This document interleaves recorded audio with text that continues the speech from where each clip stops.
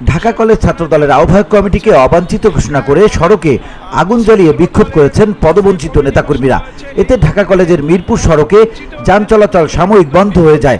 মঙ্গলবার বিকেল 5:30টার দিকে পদবঞ্চিত অন্তত 40 নেতাকর্মী নায়েমের গলি থেকে বিক্ষোভ মিছিল শুরু করেন। মিছিলটি মিরপুর সড়ক হয়ে ঢাকা কলেজের মূল ফটকের সামনে সংক্ষিপ্ত সমাবেশের মাধ্যমে শেষ হয়।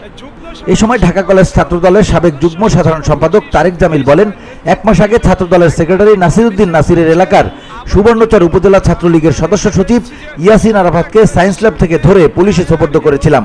পরে সে নিজে থানা থেকে তাকে ছাড়িয়ে নিয়ে যায়। সেই ক্ষোভের কারণে আমাকে ও আমার সহযোদ্ধাদের কমিটি থেকে বঞ্চিত করা হয়েছে। ঢাকা কলেজের 36 সদস্য বিশিষ্ট যে কমিটি অনুমোদন করা হয়েছে সেখানে 3-4 জন ছাত্রলীগ আছে। ঢাকা কলেজ ছাত্রদলের সাবেক সহসভাপতি তাজবিরুল ইসলাম বলেন, শুধু আমি নই, দীর্ঘদিন যারা রাজপথে ছিল, আন্দোলন করেছে, কারা নির্যাতিত হয়েছে, তাদের এই কমিটি থেকে বাদ দেওয়া হয়েছে। ছাত্রদলের সভাপতি সেক্রেটারি নিজস্ব লোকদের নেতা বানানোর জন্য এবং সে কমিটিকে টিকিয়ে রাখার জন্য তাদের অনুগতদের দিয়ে কমিটি করেছে। এই কমিটি আমরা মানি না।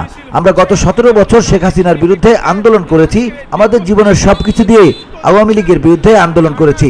মৃত্যুর মুখ থেকে ফিরে এসেছি। আমরা এই অবৈধ কমিটির তীব্র নিন্দা ও প্রতিবাদ জানাচ্ছি। তিনি বলেন, রাকিব নাসিরের প্রতি বিনয়ের সঙ্গে বলতে চাই, ঢাকা কলেজ ছাত্রদলে যারা বিগত সময়ে আন্দোলন সংগ্রাম করেছেন তাদের দিয়ে অচিরেই কমিটি দিন।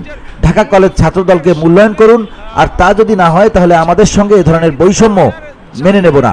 হুঁশিয়ারি করে বলতে চাই, আমাদের শরীরে যতক্ষণ পর্যন্ত রক্ত থাকবে ততক্ষণ পর্যন্ত আমরা আমাদের ন্যায্যতা ফিরে পাওয়ার আন্দোলন চালিয়ে যাব। VOD Bangla news desk.